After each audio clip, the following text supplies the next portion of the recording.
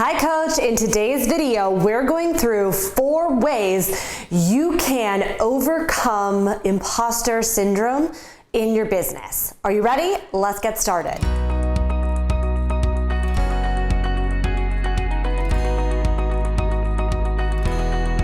Hey Coach, Beverly Simpson here, owner of BSimpsonFitness and the founder of the PT Profit Formula and podcast. Today, we're going through 4 ways you can overcome imposter syndrome and grow your fitness business both online and in person. Make sure you hit like, hit subscribe, and tap that bell to be notified when the latest video comes out. So without further ado, let's get started. So first thing I want to do is dive into what exactly is imposter syndrome. So if you've ever had that feeling like, who am I to be doing this? Or if you've had that feeling, I'm not ready, I need more certifications.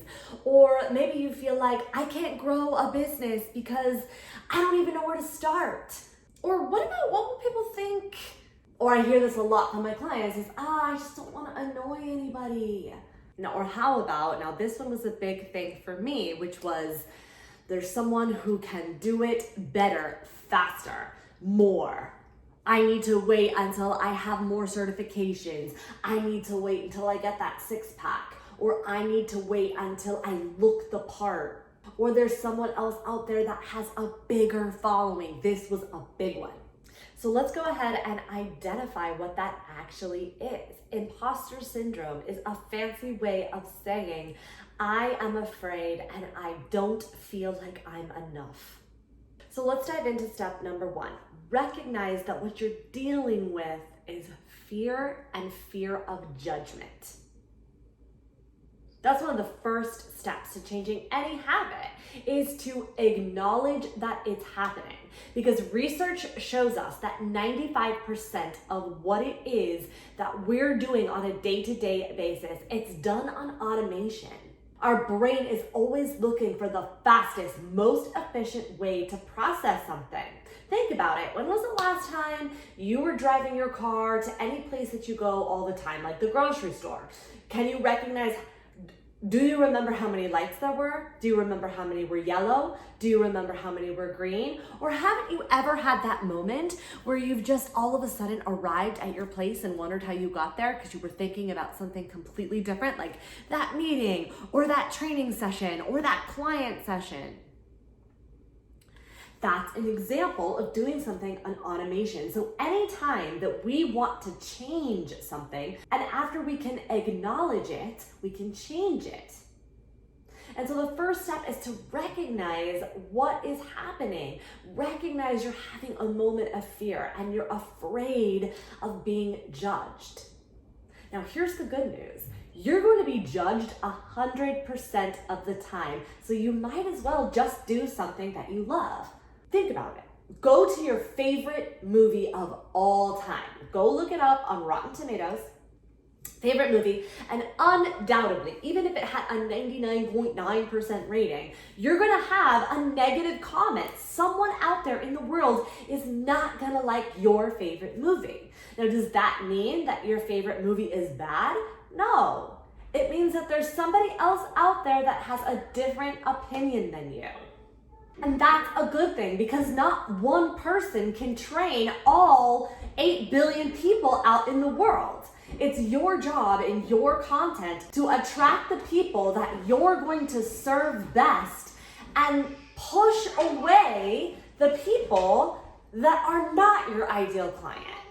Now, once you have recognized that this is a fear of judgment and that you are going to press on and do what it is that you love, the second step is to move through those feelings of, someone else can do it better than me. So if you're anything like me, I had a conversation with one of my mentors, whom I talk about all the time, James Wedmore, where I said, sometimes I feel like I'm doing my clients a disservice by learning from me when they could be learning from you.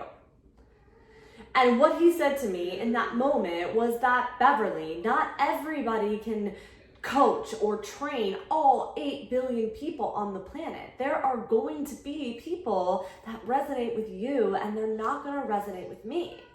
And also, it reminded me By saying that out loud, that's like saying, because Beyonce is an incredible artist and musician, that I shouldn't be, that you can't be, or that anybody else can't be a musician. But that's not true. And that's like saying only one person, one trainer in the world should be a trainer because that person mastered it. But that is simply not true. I get it. It's easy to look out into your market space and think, so-and-so's doing it better than me, so-and-so's been doing it longer than me, they have more professional videos, they have more client testimonials, but that leads to number 2, which is that you only need to be one step ahead of your ideal client. And oftentimes what's happening is this feeling of lack of confidence that's coming through is because you feel like you're not competent. Confidence will come with competence. So the more you can get even if it's your own story and your own results, more client results underneath your belt, the more confident you're going to feel. And that's only going to come with time and only going to come with practice. So one of my mentors also said to me, you're never going to finish with what you started with, but you have to start in order to get there. Which is the third thing that we're gonna take a look at, which is your self-worth and self-esteem. Now, nobody wants to talk about this. This is the uncomfortability part of the conversation where everyone wants to say, nope, skip off and not pay attention. But listen, the more you can feel secure and better about yourself and tune out the other noise that's going on in your marketplace, the better. That confidence that you need to put yourself out there, to come up against the trolls and come up against the haters, that is going to be combated, it's going to be crushed, it's going to be quieted by the people, by a strong conviction, a knowing that your content is going to help someone else. Also, a third part about this self-worth and self-esteem, which is very hard for people to wrap their brain around. But your business and your success and how well you're doing is not a measurement of your self-worth. It is not a measurement of your self-esteem. Your business is not your baby. You're enough just because you're here. Think about it. For all my parents out there, the first time you hold a baby, for the very first time, you're not gonna say, I'll love you when. You'll be worth something when you get 100 subscribers, when you earn 150K. Nobody, no mom, no parent is going to say that when they hold their baby. So your self-worth and your self-esteem is not measured by how successful your business is.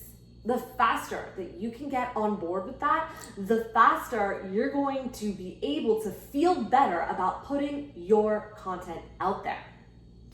Number 4, everyone talks about it all the time, but it's really important, which is gratitude.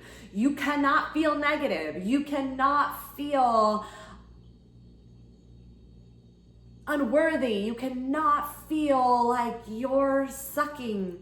Or you cannot feel negative, you cannot feel unworthy when you are coming from a place of gratitude and gratefulness for your clients, for their success, for your commitment.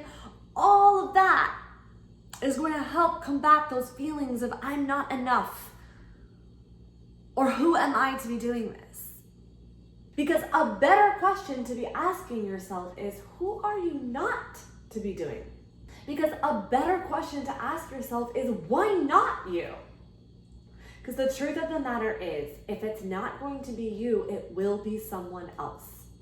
Okay, quick recap, 4 ways to overcome those feelings of imposter syndrome. Number 1, recognize that it's fear so that we can change it and move through it. Number 2, feel good about just being one step ahead of your ideal client. Number 3, detach your self-worth and self-esteem from the success of your business. Number 4, get into gratitude for all the things that are going really well so that you can combat those feelings of negativity. If you like this video, chances are your friends will too. So be sure to hit like, hit subscribe, and share this video with your friends, and I'll see you on the next video.